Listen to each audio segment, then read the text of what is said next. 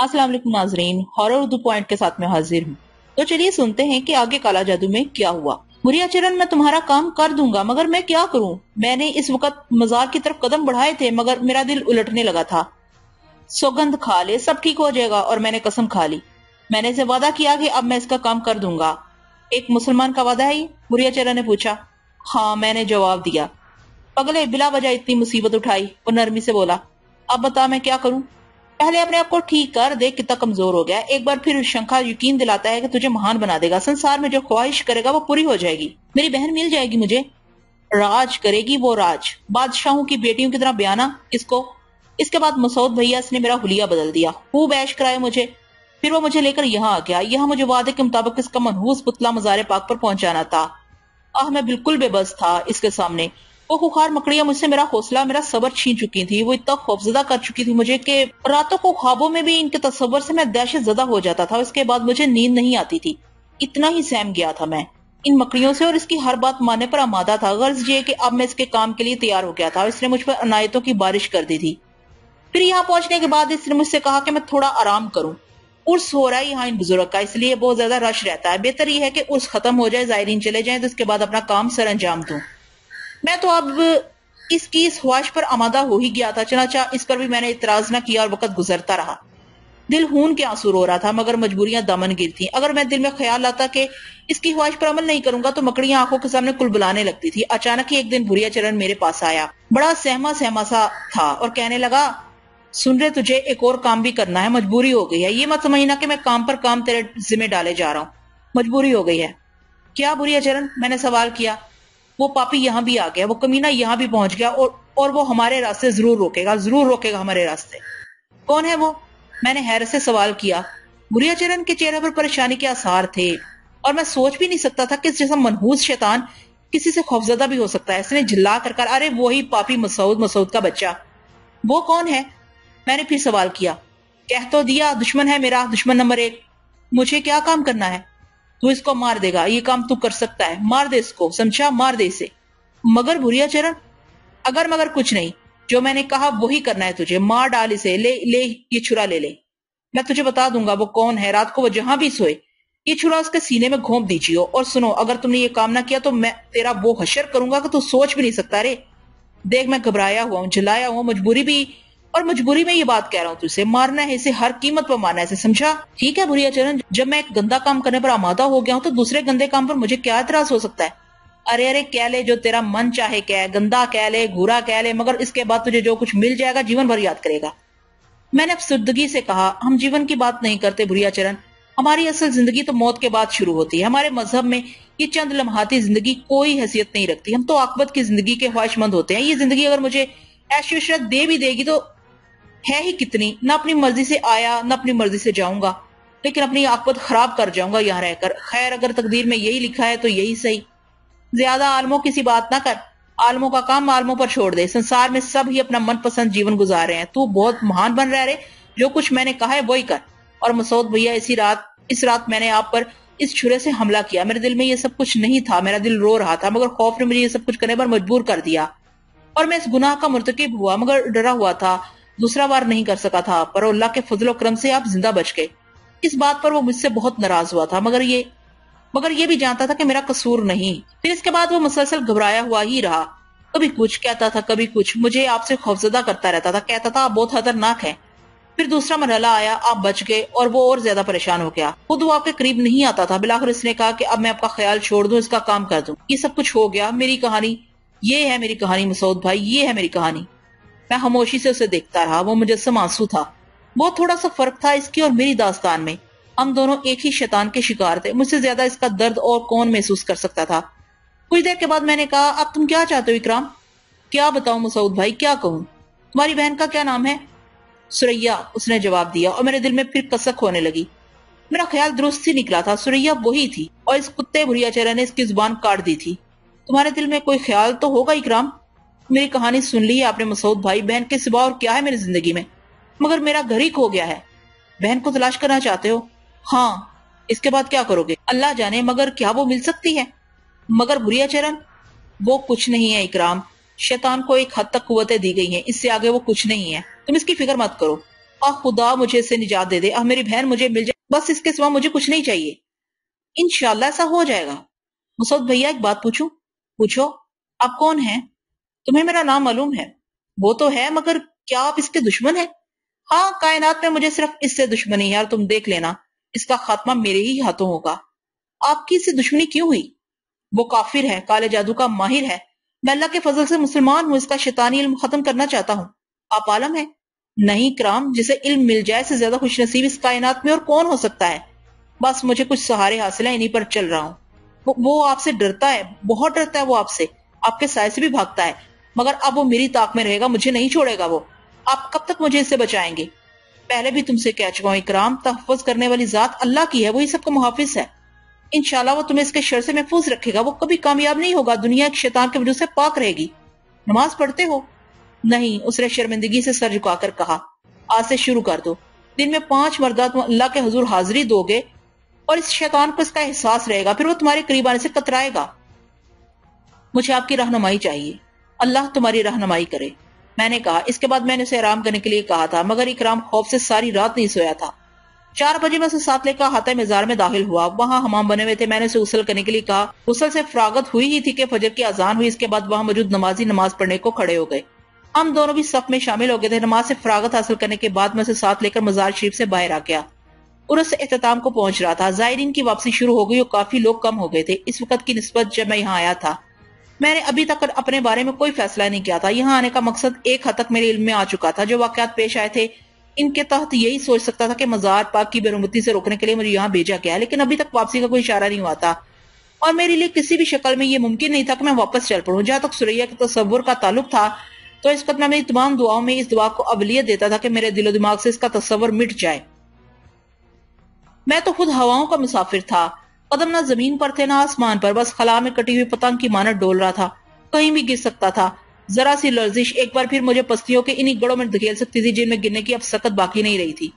بیچارہ کرام میری ہی طرح مصیبت کا شکار تھا، مگر میں اسے کیا بتاتا کہ میں کیسی کیسی مصیبتوں سے گزر چکا ہوں۔ اسے تو ان کا اشیر کا بھی سامنا نہیں کرنا پڑا، لیکن خدا کا شکر تھا کہ اس نے ہی مجھے قوت بخشی تھی کہ میں اب تک کی زندگی سے لڑ رہا تھا۔ جیب میں ہاتھ ڈال کر اپنا وظیفہ تلاش کیا تو یہ دیکھ کر آنکھیں حیرت و خوشی سے پھٹی کی پھٹی رہ گی کہ آج 4 روپے کی جگہ میری جیب سے 8 روپے برآمد ہوئے تھے۔ اس احساس سے دل سرشار ہو گیا کہ میرے اقدام کو برا نہیں تصور کیا گیا، اور ہزارہ کرم مجھے اکرام کا وظیفہ بھی عطا کر دیا گیا ہے۔ دل بڑھ گیا تھا، گویا میرا عمل ناپسندیدہ نہیں رہا تھا۔ ایک جگہ اکرام کے ساتھ بیٹھ کر ناشتہ کیا، اور ناشتے سے فراغت ہوئی تھی کہ عرس کے ہاتھ میں کا اعلان ہونے لگا۔ سجادہ نشین زائرین کو واپسی کی اجازت دے دی تھی اور اس کی تقریبات مکمل ہونے کا اعلان کیا تھا۔ اس کا مقصد تھا کہ اب میری بھی واپسی ہو جائے۔ اکرام کو ساتھ رہنے کی اجازت ان 8 روپے کی موجودگی سے مل گئی تھی، چنانچہ اکرام ہی نے مجھ سے سوال کر دیا، مسعود بھائی اب کیا کریں گے ہم؟ تم کیا چاہتے ہو؟ جوناپوری جانا چاہتا ہوں، مگر آپ کے ساتھ۔ ٹھیک ہے، چلتے ہیں۔ اور اس کے بعد ہم نے جوناپوری کے متعلق معلومات حاصل کی۔ ایک لاری یہاں سے جوناپوری بھی جاتی تھی، 3 روپے کرایہ تھا۔ میں 1.5 روپے خرچ کر چکا تھا، ناشتے میں 8 آنے موجود تھے، میرے پاس باقی 6 روپے کے ٹکٹ خرید لیے اور ہم لاری میں بیٹھ کر جوناپوری چل پڑے۔ میں تھوڑی سی الجھن کا شکار تھا، اصل بات اسے نہیں بتا سکتا تھا، غرض یہ کہ جوناپوری پہنچ گئے اور وہ بھی نشاندہی کرتا ہوا اپنے محلے میں جا پہنچا۔ وہاں پہنچنے کے بعد اس کے منہ سے مسرت بھری آواز نکلی، مسعود بھیا وہ ہے میرا گھر، میں اس شیطان کے چنگل سے آزاد ہو گیا، وہی ہے میرا گھر۔ وہ دیوانہ وار اپنے گھر کی جانب دوڑنے لگا۔ گھر کے دروازے پر زنجیر لگی ہوئی تھی، وہ جانتا تھا کہ سریا اسے اس گھر میں نہیں ملے گی، لیکن اس کے احساس کی تکمیل کے لیے میں نے خاموشی ہی اختیار کر رکھی تھی۔ زنجیر کھول کر وہ دیوانہ وار اندر گھس گیا اور زور زور سے بہن کو آواز دینے لگا۔ میں دروازے پر ہی کھڑا ہوا تھا، کچھ لوگ آگے اس کی آواز سن کر انہی میں سے ایک مومر بزرگ نے اندر داخل ہو کر اسے پکارا، اکرام تو آ گیا؟ کہاں غائب ہو گیا تھا دیوانے؟ کہاں چلا گیا تھا بہن کو چھوڑ کر؟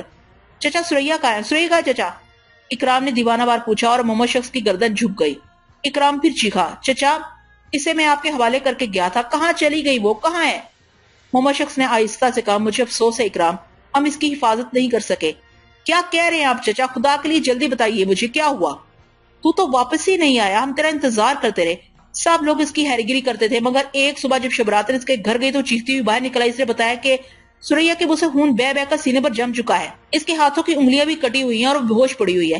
سارے کے سارے دوڑ پڑے، اسے اٹھا کر ڈاکٹر کی دکان پر لے گئے۔ ڈاکٹر نے بتایا کہ اس کی زبان کاٹ دی گئی ہے، اس کی انگلیوں کو بھی چھری سے کاٹ دیا گیا ہے۔ نہ جانے کس ظالم نے یہ کام کیا تھا، بیچاری سریا کے ساتھ یہ سلوک کیا گیا تھا۔ بھیا ڈاکٹر نے کہا کہ یہاں اس کا علاج نہیں ہو سکتا، شہر لے جانا پڑے گا اسے۔ محلے والوں نے آپس میں چندہ کیا اور اسے لے کر شہر چل پڑے. شہر کے ایک اسپتال میں اسے داخل کرا دیا گیا. 6-7 دن تک تو شبراتن بیچاری اس کے ساتھ رہی. خیراتی اسپتال تھا.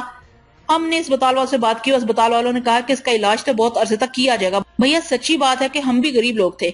تو نے تو واپس مڑ کے ہی نہیں دیکھا.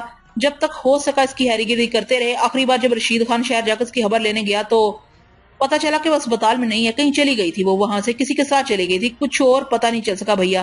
بس یہ ہے بیچاری سوریا کی کہانی. اکرام پھوٹ پھوٹ کر رونے لگا تھا. ایسا بلک بلک کر رو رہا تھا وہ کہ دیکھنے والوں کی آنکھوں سے آنسو روا ہو رہے تھے. بہت سے لوگ سسکیاں لے رہے تھے اور میں خاموش کونے میں کھڑا اسے دیکھ رہا تھا.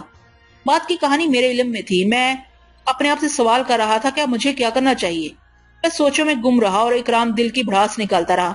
محلے والے ہمدردی ظاہر کر رہے تھے مگر اکرام کو قرار نہیں تھا. میں نے ان لوگوں سے کہا کہ وہ آرام کرے, میں اکرام کو سنبھالوں گا. ایک ایک کر کے لوگ چلے گئے. اکرام سسکتا ہوا بولا, اس نے یہی دکھایا تھا مجھے مسعود بھیا. جو کچھ اس نے مجھے دکھایا وہی سچ تھا. اب میری پیاری بہن کیا ہو گیا اسے؟ اب وہ گونگی ہو گئی. مسعود بھیا اب کیا کروں؟ کہ اب مجھے جینا چاہیے. جینا تو ہے تمہیں اکرام. کس کے لیے جیوں؟ کیا کروں جی کر؟ تو کیا خودکشی کرو گے؟ اب تو یہی کرنا چاہیے. اب تو توبہ کرو اکرام, توبہ کرو. خودکشی حرام ہے. پھر میں کیا کروں بھیا؟ بتا میں کیا کروں؟ سریا کو تلاش کرنا ہے تمہیں. کہاں تلاش کروں؟ اب اسے کہاں تلاش کروں؟ صبر کرو, اللہ سے روشنی طلب کرو, وہ سب کو روشنی دکھاتا ہے. بمشکل میں نے سمجھایا بچایا. بیچارے محلے والے کوشش کو آ رہے تھے. کچھ اس کے لیے کھانے پینے کی اشیاء بھی ساتھ لائے تھے. وہ حتی المقدور اس کی دلجوئی کر رہے تھے. ہم نے 3 دن وہاں قیام کیا. کرام باقاعدگی سے نماز پڑھنے لگا تھا. وہ تہجد بھی پڑھنے لگا تھا. اکثر اس کی آنکھوں میں آنسو نظر آتے تھے. گھنٹوں دعا کے لیے ہاتھ پھیلائے بیٹھا رہتا تھا. مجھے علم تھا کہ وہ بہن کی سلامتی کے لیے دعائیں کرتا ہے. اسے اس کیفیت میں دیکھ کر میرا سینہ بھی دکھنے لگتا تھا. میری بھی بہن تھی, بھائی تھا, ماں باپ تھے, بھرا کنبا تھا, بھرا گھر تھا. لیکن اب کچھ بھی نہیں تھا اور جو کچھ تھا اس کے بارے میں جاننے کی مجھے اجازت نہیں تھی. ان 3 دنوں میں مجھے 8 روپے روزانہ ملتے تھے. کھانے پینے کی اشیاء محلے والے بدستور لا دیتے تھے. یہ پیسے جمع ہو گئے. میں نے اکرام سے کہا, اکرام یہاں رکو گے یا میرے ساتھ چلو گے؟ مجھے اپنے ساتھ رکھو مسعود بھیا. ہاں, اس وقت تک جب تک تمہاری بہن تمہیں نہ مل جائے. وہ مل جائے گی مسعود بھیا؟ انشاءاللہ, میں نے کہا. وہ خوش ہو گیا اور بولا, آپ کہتے ہیں تو وہ ضرور مجھے مل جائے گی.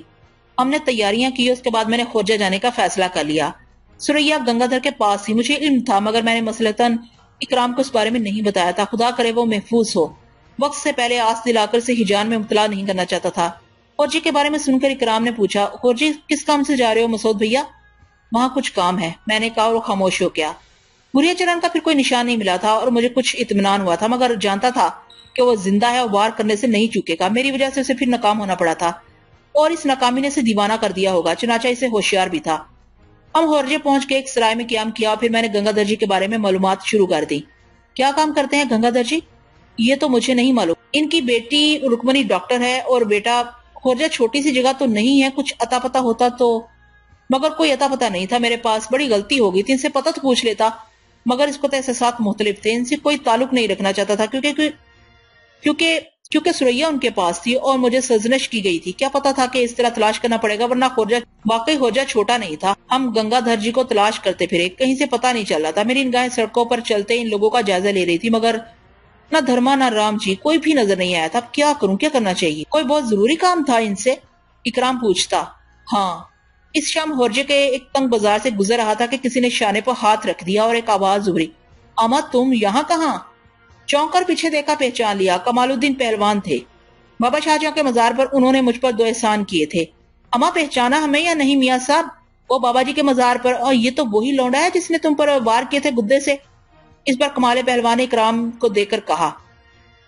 میں نے کمال پہلوان کو سلام کیا اور کہا, کیوں نہیں پہلوان صاحب, پہچان لیا میں نے. اما خورجے کب آئے؟ 3-4 دن ہو گئے اور ہمارے پاس نہیں آئے. اما قسم اللہ کی حد ہوگی بے مروتی کی. یہ بات سمجھ میں نہیں آئی. پیارے دشمن کو گلے لگائے پھر رہے ہو. دوستوں کو سب گلے لگاتے ہیں پہلوان صاحب, مزہ دشمنوں کو گلے لگانے میں ہے. میں نے مسکرا کر کہا, ہائے ہائے ہائے, لاکھ روپے کی بات کہہ دی, ایمان کی قسم. میاں اللہ والوں کے درجے کو کون پہنچ سکتا ہے؟ ہم نے تو پہلے ہی کہہ دیا تھا پہنچے ہوئے ہو. مگر ایک شکایت ہے قسم اللہ کی. کیا پہلوان صاحب؟ اور جی آئے اور ہمیں نہ پوچھا کسی سے, حالانکہ دعوت دے کر آئے تھے. آپ کی بےحد مہربانی ہے. ایک کام سے ہورجے آیا تھا. میاں سارے کام ہوں گے مولا کے فضل سے, چلو ہمارے ساتھ, ایمان کی قسم آپ نہیں چھوڑنے کے. کمال پہلوان, میں نے کچھ کہنا چاہا. نہ بالکل نہ, جو کہنا ہے گھر چل کر کہنا. وہ کچھ اس طرح پیچھے پڑے کہ ایک نہ چلنے دی. مجبوراً ٹھنڈی سانس لے کر خاموش ہو گیا. کمال پہلوان ہم دونوں کو لے کر اپنے گھر چلے گئے. صاحب حیثیت معلوم ہوتے تھے, گھر بھی بڑا تھا, مہمان خانہ لگ تھا, اسی سے متصل اکھاڑا بنا ہوا تھا. ایک بڑے سے کمرے میں لے پہنچے. یہ تمہاری قیام گاہ ہے میاں صاحب, ہم آپ کے حکم سے یہاں آ گئے ہیں, کچھ دیر رک کر چلے جائیں گے. میاں بڑی مشہور کہاوت ہے کہ مہمان آئے اپنی مرضی سے ہے اور جائے کمال پہلوان کی مرضی سے ہے. ابھی تو تم سے بڑی برکتیں سمیٹنی ہیں میاں صاحب, چھری تھلے دم لو. تم تو ایسے بھاگ رہے ہو جیسے بجھار پیچھے لگا ہو. ہمارا سامان سرائے میں ہے, چمن خان آتے ہوں گے, اٹھا لائیں گے. سرائے کا مالک دے دے گا. کمال پہلوان کا نام لیں گے چمن خان. میاں صاحب آپ کی دعا سے اللہ نے بڑی بنا رکھی ہے. غرض کمال پہلوان کسی طور پر آمادہ نہ ہوئے, مجبوراً ہتھیار ڈالنے پڑے. جگہ بہت عمدہ تھی. کمال پہلوان سرائے کا نام پوچھ کر نکل گئے. اکرام خاموش تھا. کچھ دیر کے بعد چائے کے ساتھ واپس آئے, لیکن ساتھ میں اتنا کچھ لائے تھے کہ دیکھ کر آنکھیں پھیل گئیں. 3 سینیاں بھری ہوئی تھی جن میں مٹھائی, پھل اور نہ جانے کیا کیا تھا. ارے یہ آپ نے کیا کیا؟ اما مولا قسم ہم نے کچھ نہیں کیا, اللہ نے تمہارے بھجوایا ہے. وہ ایک لونڈے نے شاگردی کی ہے, بڑے آدمی کا لونڈا ہے, وہی سب کچھ لایا ہے, کرم ہے مولا کا. اس کے بعد کمال پہلوان کا اصرار کے سب کچھ کھائیں. ناک میں دم کر دیا. نہ کھانے سے ناراض ہونے لگے, ناک تک ٹھوسنا پڑا. چمن میاں سرائے سے سامان اٹھا لے. بدقسمتی سے رات ہو گئی. بدقسمتی سے اس لیے کہ پھر کھانے کا وقت آ گیا تھا. کمال پہلوان کھانے کے دیوانے تھے اور کھلانے کے شوقین. ان کا خیال تھا کہ تکلف کر رہے ہیں. نہ جانے کس طرح پیچھا چھوٹا. رات کو نومولود کو اٹھا لائے. میاں صاحب دم درود کر دو, تم اللہ والے ہو. میں گنہگار بندہ ہوں کمال پہلوان, غلط فہمی میں نہ پڑو. سب پتا ہے مولا قسم ہمارے کو, جو دشمنوں کو گلے لگا لے وہ کیا ہو سکتا ہے. آہا ہا, کیا لاکھ روپے کی بات کہہ دی تمہیں میاں صاحب. یہ مرحلہ بھی گزرا. پھر دوسری صبح ان سے مدائے دل کہا, یہاں ہمیں ایک صاحب کی تلاش ہے. پہلوان صاحب نام بولو. گنگا دھر ہے ان کا نام, بیٹے کا نام ماتھر ہے. میں نے بتایا. سمجھ کے. ویسے ایک بات کہیں میاں صاحب, اوچی میں کوئی 50 گنگا دھر ہوں گے, مگر ہم اس لیے سمجھ گئے کہ بابا جی کے مستانے وہی گنگا دھر ہیں جن کا نام تم لے رہے ہو. شاہجہاں کے مزار پہ ملے تھے نا؟ ہاں بس اسی لیے سمجھ لیا ہم نے. کیا کام ہے ان سے؟ ملنا ہے. دوپہر کا کھانا کھا کر چلیں گے. ابھی کچھ لونڈوں کو زور کرانا ہے. بس پتہ بتا دیں. جلدی ہے؟ ہاں. شکور کو بھیج دے تمہارے ساتھ. کون شکور؟ شاگرد ہے اپنا میاں صاحب, بڑے کام کا لونڈا ہے. کھٹیا کھلی اور کلا جنگ تو ایسی مارتا ہے کہ پلک نہ چھپکے. وہ پتہ جانتا ہے, سمجھا دیں گے اسے. عنایت ہوگی آپ کی, میں نے عاجزی سے کہا. کمال پہلوان نے اپنے کلاجنگ کے ماہر شاگرد کو بلایا اور بولا, شکورے چندہ ذرا میاں صاحب کو گنگا دھر کے گھر لے جا. دیکھ چھپی کی نگلیا دیکھی ہے نا؟ ہاں استاد, بس اسی کے پیچھے دھنیا رام کا کوٹھا ہے, برابر کا گھر گنگا دھر جی کا ہے. وہ ڈاکٹر نہیں کہ پاؤ؟ شکورے نے پوچھا. بس بس وہی. کمال پہلوان نے کہا. شکورے تیار ہو گیا اور میں نے اکرام کو ساتھ لینا مناسب نہیں سمجھا تھا. وہ کسی قدر پریشانی سے بولا, کتنی دیر میں آپ کی واپسی ہوگی مسعود بھائی؟ اور تو کوئی پریشانی نہیں, بس پہلوان صاحب کھلا کھلا کر ہلاک کر دیں گے. آپ دیکھ رہے ہیں بس رات کو چند گھنٹے مل گئے تھے, ورنہ ہر تھوڑی دیر کے بعد کچھ نہ کچھ آ رہا ہے. ناشتے ہی نے حلیہ خراب کر دیا ہے. میں ہنسنے لگا. میں نے وعدہ کیا کہ زیادہ دیر نہیں لگاؤں گا, بس دل نے کہا تھا کہ اسے ساتھ نہ لے جاؤں. خدا جانے کیا صورتحال پیش آئے. ہاں وہاں سے روانہ ہو کر جب کافی دور نکل آیا تو دل کئی بار بری طرح دھڑکا. میں نے استغفار پڑھی, خود کو سمجھایا, دل کو سمجھایا بیکار ہے. دل کو سمجھایا بیکار ہے, اسے دل میں بسانا بیکار ہے. میں انسان ہوں ہی کہاں, میں تو بس ایک گناہ ہوں. زندگی کی جتنی سانسیں باقی ہیں بس کفارہ ہیں, اس سے زیادہ کچھ نہیں. سریا کے بارے میں گنگا دھر جی کو بتا دوں گا وہ کون ہے, بس ضروری باتیں بتا دوں گا, تفصیل کی کیا ضرورت ہے. کہہ دوں گا اس کا بھائی موجود ہے. یہ بھی کہوں گا کہ ان بیچاروں کو کہیں رکھوا دیں, بلکہ اس کے لیے کمال الدین پہلوان زیادہ موضوع ہیں. ان دونوں کی ذمہ داری ان کے سپرد کر دی جائے, یا اکرام اگر کچھ اور پسند کرے تو پھر اسے اس کی مرضی پر چھوڑ دیا جائے. ظاہر ہے میں نے ساتھ لیے کہاں پھروں گا, پھر مناسب بھی نہیں ہوگا, بھٹکتا رہوں گا. راستہ انہی سوچوں میں گزر گیا. اس پر چونکا جب کسی نے قریب آ کر کہا, ارے تم بھیا جی تم. چونک کر دیکھا رام جی تھے. انہوں نے مجھے پہچان لیا. چولہے میں گئے رام جی. ہم تمہارے کون ہیں؟ ناراض ہو رام جی؟ وارے شنگڑیاں سجوا دی ہماری, سارا دن تلاش رہی تمہاری. دھرما الگ ہم الگ, کم پریشان کیا گنگا جی نے.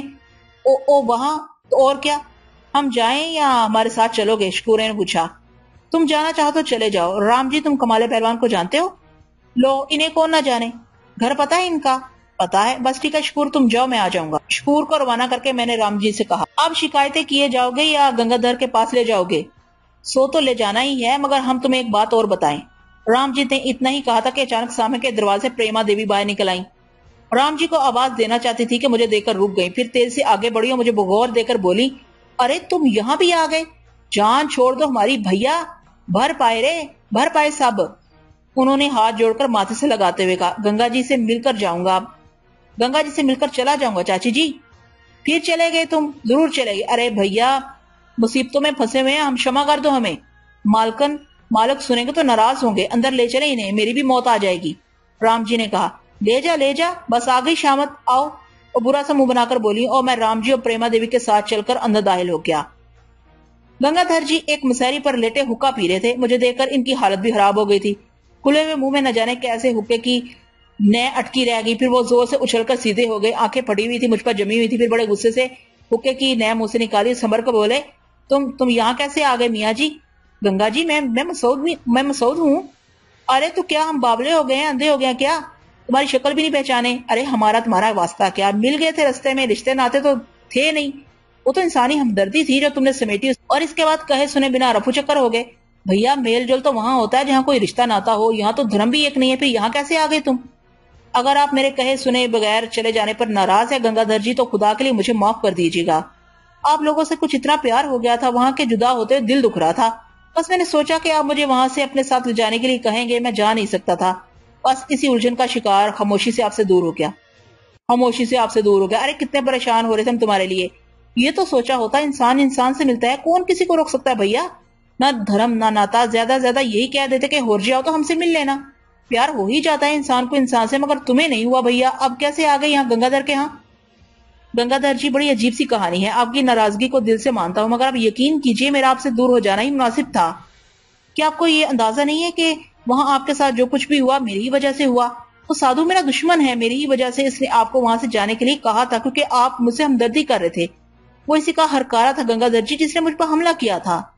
मैंने इस रात के वाकयात के बाद यही सोचा कि आपसे दूर हो जाऊं, कहीं आप किसी मुसीबत का शिकार ना हो जाएं। तुम्हारी क्या दुश्मनी हो गई थी इससे? अरे वो तो इस बेचारी बच्ची का दुश्मन था, ले गया पापी इसे, भगवान इसका नाश करे। साधु नहीं था भैया वो, अरे वो तो कोई जादूगर था, महापापी गंदा घोरी, छी। गंगाधर जी ने जमीन पर थूक दिया, मगर इनके अल्फाज ने मुझे शशदर कर दिया था। ले गया कैसे? मैंने सहमे हुए लहजे में पूछा। अरे वो बच्ची थी ना हमारे पास, बेचारी सुरैया। तुम्हारा भी दुश्मन था वो, इसका भी। हमें तो ये लगता है कि इसकी जीभ इस पापी ने काटी थी, उंगलियों के पोर भी। भैया न जाने क्या दुश्मनी चल रही थी, बच्ची तो बड़ी मासूम थी। वो सुरैया को ले गया, कब, कैसे, कहाँ? मैंने बेख्तियार सवालात किए। लंबी कहानी है, बैठ जाओ मसूद। भगवान की सौगंध, दिल के इतने नरम ना होते तो सचमुच प्रेमा के कहने के मुताबिक कुछ बन गए होते। मगर ये पापी जो सीने में धड़कता है ना, बड़ा प्यार करता है इंसानों से, सारे क्रोध धुल जाते हैं। बस क्या बताएं तुम्हें। अरे बैठो, ऊंट की तरह मुंह उठाए क्यों खड़े हो? जब आए हो कुछ समझ के तो थोड़ी देर बैठो, कुछ जलपान करो। गंगाधर जी, मुझे सुरैया के बारे में बताइए, मेरा दिल सीने में बैठा जा रहा था। और इस वक्त भला गंगाधर जी की बातों में क्या दिलचस्पी ले सकता था? बताते हैं। हम दिन भर तुम्हें वहां तलाश करते रहे। राम जी से पूछ लो, धर्मा से पूछो, माथुर से पूछ लो, अरे सबसे पूछ लो, नहीं मिले तुम। इधर घर वाली की जान निकली जा रही थी, सो चल पड़े भैया, घर आ गया। 2-3 दिन तक तुम्हें याद करते रहे, फिर अपने मुंह पर थप्पड़ लगा के हर एक को दिल में बसा लेते हैं। अरे कोई कहीं का, कोई कहीं का, फिर वही बात कहेंगे कि ना धर्म का नाता ना खून का। मिले, काम निकला, चले गए, बस भूल गए तुम्हें। मगर इस पापी ने फिर याद दिला दिया। शाम का वक्त था, घर में बैठे हुए थे, दरवाजा खटखटाया किसी ने। माथुर ने दरवाजा खोला तो इस साधु को देखकर डर गया। पापी गुस्सा ही चलाया। हम बैठे थे बरामदे में, धर्मपत्नी भी साथ थी। वो तो बस है भगवान की गैया, चीख मारकर अंदर भाग गई। साधु महाराज ने हमें घूरते हुए कहा, वो लड़की सुरैया कहाँ है, सच बताएं। हमें हमारी तो सीट ही गुम हो गई थी, मगर हमने अपने आप को संभाला और बोले, कौन हो तुम भाई? बुढ़ियाचरण है हमारा नाम। हमसे क्या काम है महाराज? तुम्हारी धर्मपत्नी जानती है हमें तुमसे क्या काम हो सकता है। अरे तुम वही साधु तो नहीं हो जिसने हमें शाहजहां बाबा के मजार से भगाया था? लानत है तुम पर, हिंदू धर्म के हो और मजारों की बातें करते हो। आखिर तुम्हारे धर्म से इन मजारों का क्या वास्ता? भैया हमें भी गुस्सा आ गया। बात यह है कि शाहजहां पर तो हम जान देते हैं, कोई भी धर्म हो, किसी का, इंसान तो इंसान ही होते हैं। बाबा जी के मजार पर जाकर हमें हमेशा सुकून मिलता है, तो चले जाते हैं। हमने इसे कहा कि वो अपनी बताए वो क्या चाहता है और सुरैया से इसका क्या वास्ता है। तो इसने कहा कि खामोशी से सुरैया को इसके हवाले कर दिया जाए, इसका यहाँ रहना हमारे लिए नुकसानदेह हो सकता है। कह के गया कि सुरैया को खामोशी के साथ पीतलकंठ पहुंचा दिया जाए, वो वहां मौजूद होगा। हमने कहा जाओ जाओ, हो गए साधु संत अपने घर के, हमारा नाम भी गंगाधर है। वो ये कहकर चला गया। अगर सुरैया पीतलकंठ ना पहुंची तो नुकसान के जिम्मेदार हम खुद होंगे। पीतलकंठ एक पुराना खंडर मंदिर है। कभी इसमें कृष्ण भगवान की पीतल की बहुत बड़ी मूर्ति लगी हुई थी, मगर कुछ पापी चोरों से चुरा कर ले गए। इसके बाद से वहां तरह तरह के खेल होने लगे। चनाचा भैया लोगों ने इधर आना जाना बंद कर दिया। हम बड़े हैरान थे कि आखिर ये साधु बेचारी सुरैया के पीछे क्यों पड़ गया है। घर वाली अंदर खटिया पर जा पड़ी थी। पूछा इससे तो कहने लगी वही साधु था जो वहां खेमे में आग घुसा था और जिसकी वजह से वहां से भागना पड़ा था। सब पूछने लगे हमसे क्या वो यहाँ क्यों आया था। तो हमने सुरैया के बारे में बता दिया और कुमनी तो जान को आ गई। कहने लगी प्राण दे दूंगी, सुरैया को घर से नहीं जाने देगी। माथुर खामोश था, मगर प्रेमा देवी की जुबान चल पड़ी थी कि सुरैया को फौरन घर से निकाल दिया जाए। जो देखा है इसके बाद खतरा मोल न लिया जाए। भैया इंसान थी, गूंगी थी बेचारी, सीधी सादी थी, हम तो हैं ही प्रेम के मारे।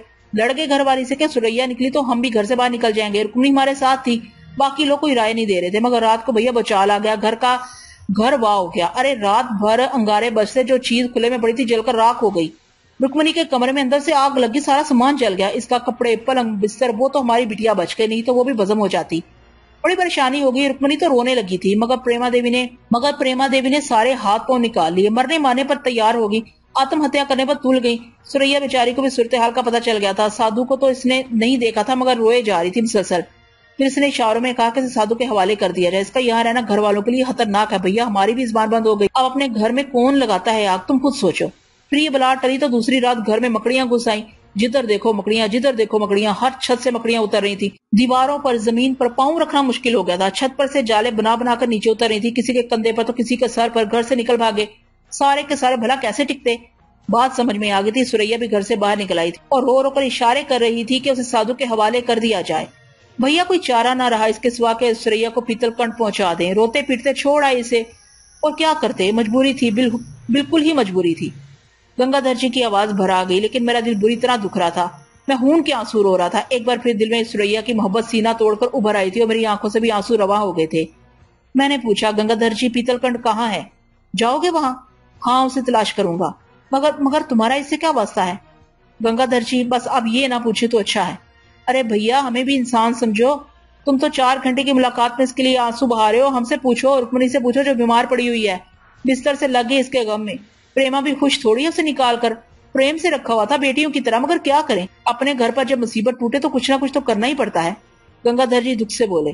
गंगाधर जी वो बड़ी मजलूम लड़की है, इसका भाई मेरे साथ आया है। बेचारा भाई अपनी बहन की तलाश में सरगिर्दा है, यूं समझ लीजिए कि एक लंबा चक्कर है, और आप इसके बारे में ना ही जाने तो ज्यादा अच्छा है। आपका हंसता खेलता घराना तबाह हो जाएगा। अच्छा ही हुआ आपने इस बेचारी को अपने घर से निकाल दिया, मगर इसका भाई इसके लिए दीवाना हो रहा है। मेरे साथ ही यहाँ तक आया है। मैं शायद हुर्जा ना आता, लेकिन आपको तलाश करता हुआ आया हूँ सुरैया की वजह से, ताकि वो अपने भाई को मिल जाए। गंगाधर जी ने दोनों हाथों से सर पकड़ लिया। बहुत देर तक खामोश बैठे रहे, फिर बोले, हम ही ले चलते हैं तुम्हें। पीतलकंठ बहुत दूर है आबादियों से, मगर अब वो तुम्हें वहां कहाँ मिलेगी, बेकार ही है, सब कुछ बेकार ही है। रुक्मिणी को भी मेरी आमद का पता चल गया था, खुद ही उठकर गंगाधर के कमरे में आ गई। मैंने देखा वो पहले की निस्बत काफी लागर हो गई है। मुझसे कहने लगी, मेरे साथ आओगे, कुछ बातें करनी है तुमसे। जी, मैंने कहा। जाओ हो आओ इसके साथ, तब से ही बीमार पड़ी हुई है। समझाओ इसे, कुछ नहीं मिलेगा भैया, ये जादू टूनों के चक्कर में अरे हम क्या और हमारी औकात क्या कि इन झगड़ों से निपटे। प्रेमा जी ठीक कहती है, जाओ जाओ चले जाओ इसके साथ। मैं रुक्मिणी के कमरे में आ गया। रुक्मिणी काफी गमजदा मालूम होती थी। कहने लगी, ताऊ जी ने तुम्हें सारी बातें बता दी होंगी मसऊद? हाँ रुक्मिणी देवी। किस्सा क्या है? एक हिंदू जोगी जो गद्दे इल्म का माहिर भी मालूम होता है। सुरैया की क्या जरूरत थी? वैसे भी मसऊद वो बड़ी पुरस्कार लड़की थी, इसके बारे में कुछ जान ही नहीं सकी मैं, लेकिन यकीन करो बड़ी मोहब्बत होगी थी मुझे इससे। तुम भी इस मामले में कुछ मुलव्वस हो, कम से कम दिल के सुकून के लिए ये तो बता ही दो कि असल किस्सा क्या है। मैं इस मामले में मुलव्वस नहीं हूँ रुक्मिणी देवी, बस यूं समझ लीजिए कि वक्त ने मुझे इसे मुलव्वस कर दिया। ये सब काले जादू ही का चक्कर है। वो बदमाश जोगी जिसका निशान मकड़ी है, गलीज जादूगर है। उस सुरैया के भाई इकराम से वो अपने जादू की तकमील के लिए कोई काम लेना चाहता था। इकराम ने वो काम नहीं किया तो इसने इकराम को कैदी बना लिया। सुरैया की जुबान भी इसने काटी, सिर्फ इस शख्स को अपने काम के लिए आमादा करने की वजह से। गजरी के वो नौजवान लड़का मुझे मिल गया, उसने अपनी बहन की कहानी सुनाई और मुझे पता चल गया कि सुरैया ही इसकी बहन है। बस मैं उसे साथ लेकर यहाँ आया था और यहाँ आकर ये गमनाक खबर सुनी कि सुरैया को वो जोगी एक बार फिर ले गया है। मैं जानता हूँ इसकी वजह क्या है। क्या वजह है? रुक्मिणी ने बेख्तियार पूछा। जब इस जोगी ने देखा कि अपने काम में नाकाम हो गया है, तो इस लड़की के जरिए इसके भाई को मजबूर करने के लिए इसने इसे अपनी तहवील में ले लिया। इस बात का मुझे इल्म है कि भुरियाचरण अब वही सब कुछ करेगा इस शख्स के साथ जो इसने और फिर मैंने जुमला अधूरा छोड़ दिया। बेख्याली में मैं रुक्मिणी को अपने बारे में बताने जा रहा था। रुक्मिणी ने भी शायद मेरी बात पर तवज्जो नहीं दी थी। कहने लगी, ये तो जुल्म है कि इंसान का इंसान पर जुल्म, वो इस बेचारी को इस जालिम से नहीं बचा सकता। अल्लाह बचाने वाला है, यकीनी तौर पर उसकी मदद करेगा। रुक्मिणी मुझे देखने लगी, फिर बोली, हंसो एक बार, तुम्हारी हंसी कायनात का नक्शा बदल देती है। नहीं हंस सकता रुक्मिणी देवी, नहीं हंस सकता। क्यों? उसने मुझे गहरी निगाहों से देखते हुए कहा। बस नहीं हंस सकता, हंसी मेरी तकदीर से निकल चुकी है। तो क्या तुम भी? रुक्मिणी ने मुझे देखते हुए कहा। जी। मैं सवालिया अंदाज में उसे देखने लगा। तो क्या तुम भी इससे मोहब्बत करते हो? क्या तुम भी इसे चाहने लगे हो? रुक्मिणी के सवाल ने मुझे शशदर कर दिया। मैं फटी फटी आंखों से उसे देखने लगा तो वो बोली, میں دعوے سے کہتی ہوں پوری یقین اور اعتماد کے ساتھ کہ وہ تمہیں چاہنے لگی تھی. وہ عورت ہوں میں، اور عورت ہی کو عورت صحیح طور پر سمجھ سکتی ہے. ایسی اداس ہی رہتی تھی ہمیشہ، جیسے اسے کوئی بہت ہی قیمتی شاید چھین گئی ہو. میں نے ایک بار تمہارا نام لے دیا تھا اس کے سامنے، پوچھا تھا اس سے کہ کیا وہ تمہیں چاہنے لگی ہے، تو ایسی بلک بلک کر روئی تھی کہ دل پھٹنے لگا تھا. بھگوان کی سوگند مسعود، تمہیں چاہنے لگی تھی بہت زیادہ، بہت ہی زیادہ. عورت ایسی ہی چیز ہوتی ہے، گھائل ہوتی ہے تو ایک ہی نظر میں، اور نہیں ہوتی اس کے پورے بدن کو داغدار کر دو، کبھی گھائل نہیں ہوتی. اب کیا کرو گے یہ بتاؤ، کیسے مدد کرو گے اس کی، کہاں ملے گی وہ؟ اللہ جانتا ہے میں کیا کہوں. رکمنی کے ساتھ خاصا وقت گزارا. پھر گنگا دھر جی نے ہی آواز دی تھی، ارے چل رہے ہو کیا؟ میں نے تانگا منگا لیا ہے. میں رکمنی سے اجازت لے کر گنگا دھر جی کے ساتھ باہر نکل آیا اور تانگے سمیت چل پڑا، جسے پیتل کنڈ کا نام دیا گیا تھا. پرانا مندر تھا، اب کھنڈر بن چکا تھا. اس کے عقب میں مرگڑ تھا، مگر میں خود بھی جانتا تھا کہ یہاں آنا بیکار ہے. بھوریا چرن یہاں بیٹھا تھوڑی ہوگا. پھر بھی ہم نے مندر کا ایک ایک گوشہ چھان مارا. گنگا دھر نے تو حلق پھاڑ پھاڑ کر سوریا کو آوازیں بھی دی تھی. ان کی آواز میں محبت تھی، درد و کرب تھا. بھگوان ناز کرے اس کا، نہ جانے کہاں لے گیا ہوگا، نہ جانے کہاں لے گیا. چلے میرے حلق سے بمشکل آواز نکل سکی تھی. تو اور کیا، بس نہ جانے کیوں من چاہتا تمہارے ساتھ ادھر آنے کا. تانگے والے کو روکے رکھا تھا، کب انتظار کر رہا تھا کہ ہم اس میں بیٹھ کر واپس چل پڑے. پتہ ہی نہیں چل سکا تھا کچھ کون تھی، کیا پتا پڑی تھی بیچاری پر. تم نے بتایا تھا اس کا بھائی ملا ہے تمہیں؟ ہاں. کہاں ہے وہ؟ یہیں میرے پاس ٹھہرا ہوا ہے. کہاں؟ کمال الدین پہلوان کے ہاں. آپ مجھے وہیں اتار دیں. میرے پاس نہیں رکو گے؟ ابھی نہیں گنگا دھر جی، اسے سنبھالنا بھی ضروری ہے. میں نے کہا. گنگا دھر جی خاموش ہو گئے. دیر تک خاموشی تاری رہی. پھر گنگا دھر نے کہا، ایک بات کہیں بیٹا، پوری کر دو گے؟ کہیے گنگا جی. وچن دو ہمیں، اگر سوریا مل جائے تو ایک بار اسے ہمارے پاس ضرور لانا. بیٹی سمجھنے لگے تھے ہم اسے. ہمارے بھیا کے یہ 2 بچے تھے، ہمارے ہی پاس رہے. سسری گونگی تھی مگر بھول نہ سکیں گے اسے جیون بھر. گنگا دھر رونے لگے. میرے بھی آنسو آ گئے تھے. ان سے وعدہ کر کے میں اپنی منزل پر اتر گیا. اچھا ہوا تھا کہ اکرام کو ساتھ نہیں لے گیا تھا. اس سے اس بارے میں بات بھی نہیں کی تھی، ورنہ اسے آس ہو جاتی.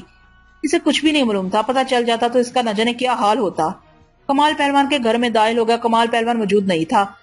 کچھ شاگرد اکھاڑے میں کام کر رہے تھے. مجھے بڑے ادب سے سلام کیا. شاید کمال پہلوان نے انہیں میرے بارے میں کچھ الٹا سیدھا بتا دیا تھا. اکرام کمرے میں موجود تھا. مجھے دیکھ کر وہ اختیار مسکرا دیا. بڑی مشکل سے میں نے خود کو سنبھالا، ورنہ دل تو اندر سے بری طرح زخمی تھا. کہاں ہو آئے مسعود بھائی؟ بتایا تو تھا. گنگا دھر جی سے ملاقات ہو گئی. اوہو، کام ہوگا آپ کا؟ ہاں، میں نے تھکے انداز میں کہا. اکرام ہنسنے لگا. میں نے سوالیہ نظروں سے اسے دیکھا تو وہ بولا، یہاں سے کب چلنا ہے مسعود بھائی؟ کیوں، کیا بات ہے؟ کمال پہلوان ہمیں کھلا کر ہلاک کر دیں گے. بڑا دلچسپ نظریہ ان کا. کیا؟ میں نے بیٹھ کر پوچھا. کہتے ہیں اللہ تعالیٰ نے جو نعمتیں زمین پر اتاری ہیں ان سے بہرہ ہونا ضروری ہے، ورنہ روزے قیامت ایک اور گناہ کا جواب دینا پڑے گا. کچھ اور کھلایا ہے؟ میرے ہونٹوں پر بھی مسکراہٹ پھیل گئی، کیونکہ صبح کا ہولناک ناشتہ مجھے یاد تھا کہ استاد کمال الدین نے ہمیں ناک تک ٹھنسا دیا تھا. آپ کے جانے کے کچھ ہی دیر بعد سرخ ٹماٹر نمک چھڑکے ہوئے سینی بھر کے لے آئے اور بیٹھ کے کھلانے. کہنے لگے خون کی کمی پوری ہوتی ہے. ٹماٹروں سے بڑی مشکل سے خاصے ٹماٹر کھانے کے بعد پیچھا چھوڑا تھا. کچھ دیر کے بعد سیر بھر کی شکر کندیوں کے ساتھ نازل ہو گئے. فرمایا کہ بھاڑ میں بنوا کر منگوائی ہیں، خاص طور سے ہمارے لیے نہ کھانا گناہ، بلکہ اگر زیادہ انکار کیا جائے تو دھوبی پاٹ مار کر چت کر دیں گے اور سالم شکر کندی حلق میں اتار دیں. ایسے ہی تیور ہوتے ہیں ان کے کسی چیز کے کھانے سے انکار کرنے پر. ہنسے بغیر نہیں رہ سکا. اکرام نے کہا، ہنس لیجئے، آپ کے لیے بھی احکامات دے دیے گئے ہیں. کیا؟ میں نے سہم کر پوچھا. کافی بچ گئی تھی مگر شاگردوں میں تقسیم کر دی گئی ہیں. ساتھ ہی ایک شاگرد کو حکم دیا گیا ہے کہ شبن بڑمجھے سے کہہ دے کہ شام کو کچھ اور شکرکندیاں بھوندے میاں صاحب کے لیے، ٹھنڈی ہو کر خراب ہو جاتی ہیں. واقعی خوب ہے ہمارے پہلوان، ماشاءاللہ. ان کی خوراک بھی قیامت ہے. حالانکہ جسامت ایسی نہیں تھی مگر خوب کھاتے ہیں. تھکن ہو گئی تھی. اپنی پتا کسی کو نہیں سنا سکتا تھا. دل بھاری ہو رہا تھا. بھوریا چرن نے جوابی کاروائی کی تھی. نہ جانے بیچاری سوریا کس حال میں ہو. وہ جانتا تھا کہ اکرام میرے پاس ہے اور یقیناً اپنی داستان بھی سنائے گا، اور اس کے بعد میں حجے کا رخ ضرور کروں گا. چنانچہ وہ سوریا کو لے گیا تھا. زیادہ دیر آرام نہیں کر سکا تھا کہ کمال الدین پہلوان کی دھاڑ سنائی دی. اماں آگے کیا میاں صاحب؟ ابے کچھ کھلایا پلایا میاں صاحب کو یا سوکھا ہی ڈال رکھا ہے؟ یہ الفاظ انہوں نے اپنے کسی شاگرد سے کہے تھے. پھر اندر آ گئے تھے. ملاقات ہوگی میاں صاحب گنگا دھر سے؟ جی پہلوان صاحب، ایک خوشخبری لایا ہوں آپ کے لیے. کیا پہلوان صاحب؟ وہ تمنا خان پہلوان میرٹھ والے کو سنا ہے کبھی؟ نہیں. جادو ہے آواز میں، پاگل کرتے تھے سننے والے کو. کل شام کو آ رہے ہیں. صوفی جبار کے ہاں قوالیوں کی محفل جمے گی. صوفی جبار کے پوتے کا عقیقہ ہے، بتایا تھا میں نے آپ کو. آپ کے بارے میں بے چین ہو گئے ملنے کے لیے، مگر انتظام میں لگے ہوئے ہیں. شام کو خود آئیں گے دعوت دینے. مجھے کچھ کہنے کا موقع دیے بغیر انہوں نے کلائی الٹی کر کے گھڑی میں وقت دیکھا اور بولے، ابے لو، آنے کا ٹائم ہو گیا، میں یہاں بیٹھا ہوں. کھانا لگواتا ہوں میاں صاحب، ہاتھ منہ دھو کر تیار ہو جاؤ۔ کھانے سے فراغت پانے کے بعد اکرام نے پوچھا، خورشے میں کب تک قیام کریں گے مسعود بھائی؟ اب یہاں کوئی کام نہیں رہا ہمارا۔ کل عقیقے میں شرکت کریں گے؟ نہیں۔ کمال الدین پہلوان چھوڑ دیں گے ہمیں؟ ہاں اکرام، یہ مشکل پیش آئے گی مگر اس کا یہی حل ہے کہ خاموشی سے نکل جایا جائے۔